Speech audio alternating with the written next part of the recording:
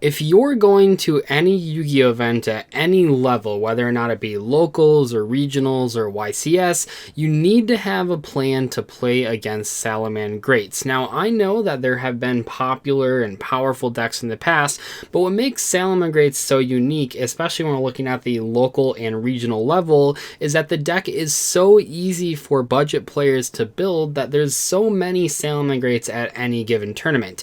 If we look at like the recent YCS that happened in Germany, Salamangreats had like double the representation of decks like Sky Strikers and Thunder Dragons. So even though Sky Strikers and Thunder Dragons are very good and in some ways might even be better than Salamangreats, the sheer representation of the Salamangreat strategy means that when you go to a tournament, you're going to play against a lot of them, whether or not it be in the early rounds or the later rounds.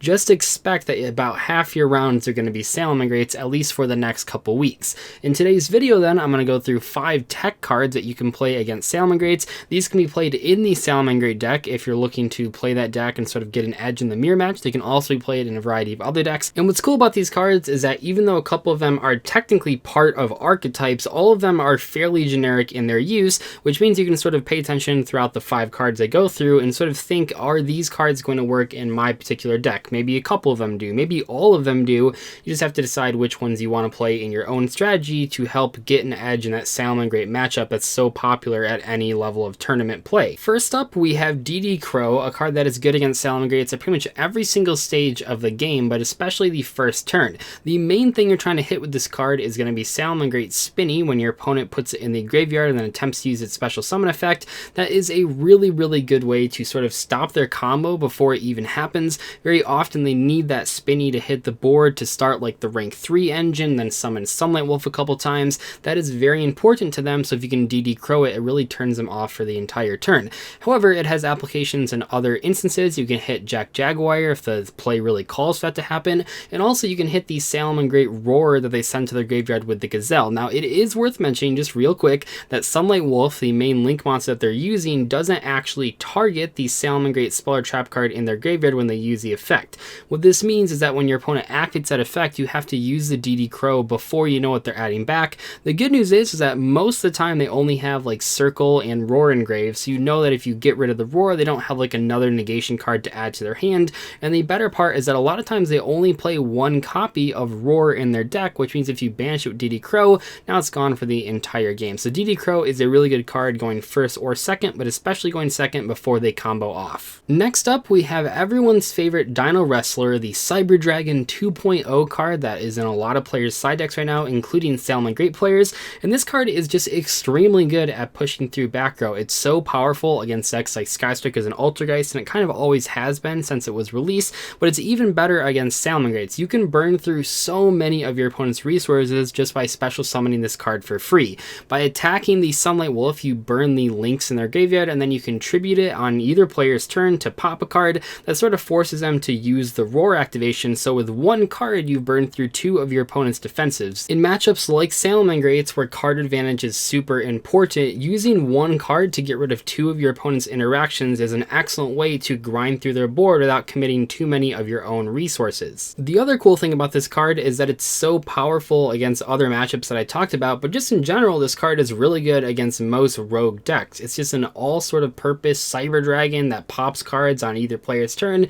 It's a really cool card, and you probably should be playing it, especially now that Salamangreats are so popular, and it's so good against that deck as well as many of the other back row and rogue strategies. Another card that I feel is really good, and you might have seen a lot of in players' side decks, is Super Polymerization. Now, if you're a Salamangreat player, you also should be playing at least one copy of Fusion of Fire, but we even saw players side decking 2 copies of Fusion of Fire in addition to the one in their main deck, and also siding 1 copy of Super Poly. But the cool thing about Super Poly is that pretty much any deck can play it, and also you're not only playing it against Salamangreat. So the reason Super Poly is so good is obviously it can't be negated by Roar because your opponent can't chain anything to the activation.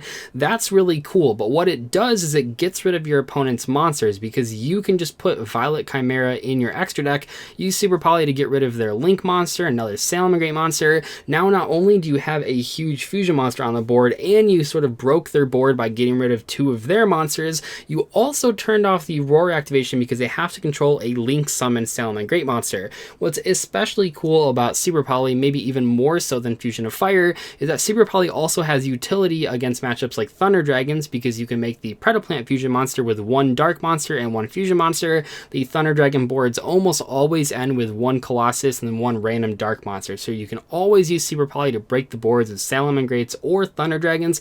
Makes it an excellent choice for decks that can afford the extra deck space, and even if you don't play the Thunder Dragon target, the Predaplant monster, you can still just play the Violet Chimera and have an excellent card to break most conventional Salamangreat boards. Next up, we have a card that I'm a huge fan of and have always been a fan of, and that is Artifact Sanctum into Artifact Scythe. These two cards basically tell the Salamangreat player that they skip their turn. It is very reminiscent of flipping Dimensional Barrier against Zodiacs. They literally can't do anything because unlike a deck like Thunder Dragons, where, I mean, don't get me wrong, Artifact Scythe is still very strong against, that deck at least has danger monsters and big thunders that they can summon even without going to the extra deck. A lot of times you have to have stuff to back up the Scythe, but against Salamangreats, they don't really have anything that's more than like 1500 attack outside of Jack Jaguar, but good luck to getting to that card without Link summoning or Exceed summoning or extra summoning at all. In the vast majority of cases where you flip Artifact Sanctum and it resolves and summons Artifact Scythe, and that resolves, your opponent is just going to pass, and then hopefully you can use your deck's main engine to just OTK your opponent. Never mind the fact that, yes, of course they will have Ash a few times, you can certainly have cards to counter that. If you're playing Salamangreats, you can set your own Roar in tandem with the Sanctum to totally stop your opponent's play. You can also use cards like Call by the Grave or Solemn Strike as well, which are all pretty good metagame choices depending on which decks you're playing. Overall, I think the Artifact Sanctum and Artifact Scythe might be some of the best turn 1 options to out the Salamangreat deck. They basically have no counterplay to it other than Ash Blossom, and even then you can have a negation for that. And that brings us to the final tech option that I want to talk about, and admittedly this is the least popular of all the choices. We saw many copies of many of the cards that I mentioned so far in people's side decks for a variety of strategies, but for the most part the next card was sort of pinpointed only to being used in Salamangreat decks against the Salamangreat mirror match, and that's perfectly fine because I think a lot of people watching this video are going to be Salamangreat players trying to buff up their deck against the mirror. Ghost Reaper and Winter Cherries might just be one of the scariest cards to go against in the mirror match. Your opponent can use it to hit your Lynx or your Sunlight Wolf. In most cases it's going to be Sunlight Wolf if we're being completely honest, but in a few cases, I mean, you can basically just pick and choose whatever you want to banish. You and your opponent are very likely to be playing the exact same extra deck, so even after turn 1 when your opponent already has used their copies of Sunlight Wolf or Lynx or those types of cards, you can even hit other random cards out of their extra deck. It's a very high utility card in a matchup where both players are probably playing at least 14 out of the same 15 extra deck cards, but it even has some applications when you're not playing the Salamangreat deck. You can just put one copy of Sunlight Wolf in your extra deck and use Ghost Reaper and Winter Cherries to prevent your opponent from comboing off, because even though Sunlight Wolf isn't the entire reason Salamangreats are a good deck, I mean, they certainly have other options at their disposal. They don't always need to make Sunlight Wolf. By removing that option entirely for the entire game, that really puts them at a huge handicap. Yes, they can still use a lot of their cards, but the main sort of combo that you're trying to end with is multiple copies of Sunlight Wolf activating in the same turn, just so you can get a bunch of recycling. You can add back a spell and trap card, you can add back a fire monster, all sorts of recycling that is done by summoning one Sunlight Wolf, then summoning a second Sunlight Wolf on top of that using Salamangreat Sanctuary. If you can take all those copies out of your opponent's extra deck with Ghost Reaper and Winter Cherries, you're looking at a pretty easy matchup, and one that loses a lot of its recycling abilities. The important thing here, and what I'm going to say at the end of the video and what I said at the beginning of the video, is that even if your matchup against Salamangreats is pretty good, like if you think you have a better than average matchup against the deck, you definitely still want to put at least one of these cards or two of these cards in your side deck, just because of how popular the strategy is. Because just because a deck is something that you feel is a pretty good matchup doesn't mean that you're not going to only win against it. I mean, sometimes you're going to draw a bad hand, sometimes they're going to draw the perfect hand, so you want to have some options to beat it. I know what some people are saying, well, why are you investing so much side deck space into a matchup even if it's pretty good? Maybe you have a terrible matchup against like Barrier Statue Stuns. Maybe you should play a whole bunch of cards that are good against that deck.